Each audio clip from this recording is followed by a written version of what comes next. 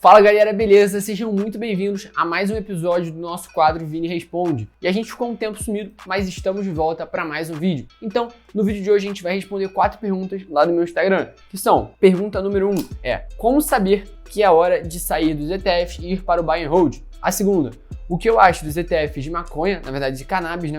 A terceira: se preço não importa para quem está na fase inicial de acumulação de patrimônio. E a última é se eu acho que VEG está cara. Então vamos embora pro vídeo.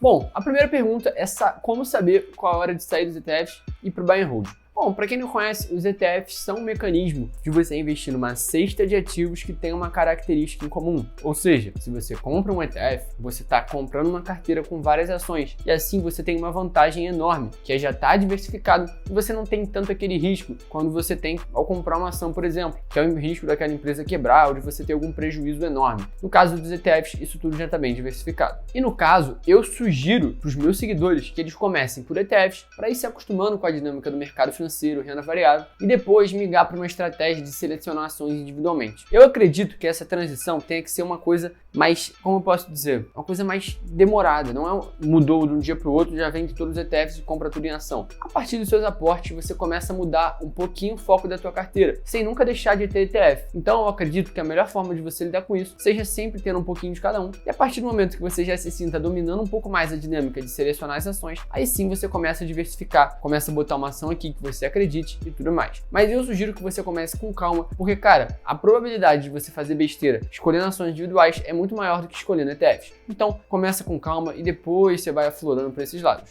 A segunda pergunta é o que eu acho dos ETFs de cannabis. E bom, primeiramente, eu acho que cannabis é uma commodity. Eu não acho, na verdade é um fato, né? Então, entendendo esse fato, a gente pode entender isso como um potencial de uma futura commodity que pode se valorizar ou uma commodity que pode se dar mal. É claro que eu acredito que tem muita volatilidade por trás disso também. Por quê? Tem uma série de riscos, tem uma série de fatores que podem fazer ela ser legalizada e não ser legalizada. Mas principalmente nos Estados Unidos, eu acredito que a tendência seja ser legalizada em todos os países, all over the country. Então, eu acho que a probabilidade disso acontecer é grande e sim, ao você comprar um ETF de cannabis, você pode se beneficiar disso, tá? Eu particularmente não invisto porque eu não tenho conta no exterior, eu não posso por ainda ser menor de idade, mas não tem nenhum problema. Eu acho que eu tenho um percentual na minha carteira pequeno nesse tipo de ETF para me expor a um mercado que pode ser promissor. Mas, de novo, isso aí é totalmente financeiro, tá? Eu nunca usei a droga e nem pretendo usar, não tenho nenhuma vontade, porque eu acredito que não faça sentido para mim. Então, quando a gente está falando aqui do ponto de vista 100% financeiro, só para deixar claro. E também por uma série de fatores medicinais, tá? Por quê? Porque o CBD, que é uma substância que fica dentro da maconha, ela tem papéis medicinais, inclusive ajuda crianças que têm convulsão e a cura de diversas doenças. Então, o papel medicinal disso tudo também pode ser visto como um ponto relevante da commodity. A terceira pergunta é do Lucas, e ele me disse, na verdade ele perguntou, né, se preço não importa para quem está no começo dos investimentos, ou seja, está começando a acumular patrimônio. Eu acredito que o preço importa sim para todo mundo, só que se você for comprar ETFs, aí sim o preço não importa, porque ali você está comprando a média, então automaticamente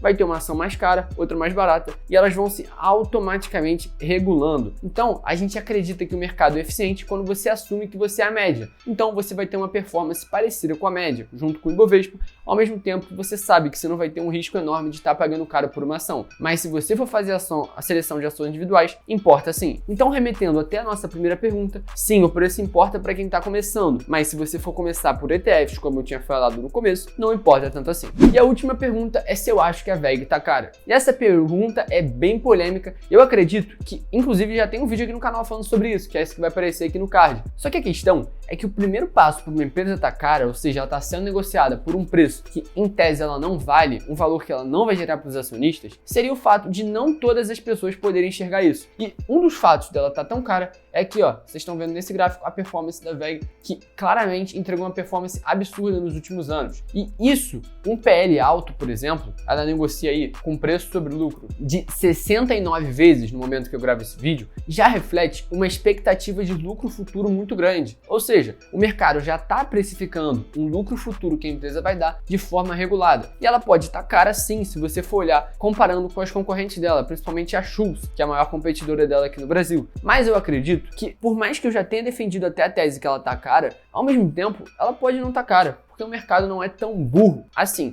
Ao mesmo tempo, eu também não tenho VEG em carteira porque eu não entendo a precificação dela. Eu não entendo porque que ela fica num nível tão alto de preço e por isso eu fico fora. E isso não significa que eu não tenho capacidade de escolher bons investimentos. Eu só assumo que não está dentro do meu círculo de competência e não chego perto. Assim como, por exemplo, um jogador de vôlei não vai se aventurar jogando, sei lá, polo aquático, porque não faz sentido, tá fora do círculo de competência dele. O meu círculo de competência é escolher boas ações a bons preços e no caso de VEG isso não se adequa. Por mais que eu goste muito do case da empresa, acho um case fenomenal aqui no Brasil, eu não tenho ação na minha carteira. E bom, galera, esse foi o nosso vídeo de hoje. Eu espero que tu tenha curtido. E se você quiser que a sua pergunta seja respondida, me segue, lá no meu Instagram que tá aparecendo em algum lugar aqui embaixo, para você não perder nenhuma caixinha de pergunta e poder tirar dúvida diretamente comigo. Se você curtiu, deixa a tua curtida aqui embaixo pro algoritmo entender que esse conteúdo tá te engrandecendo e ajudando a investir melhor. Tamo junto, é só o começo e até o próximo vídeo. Fui!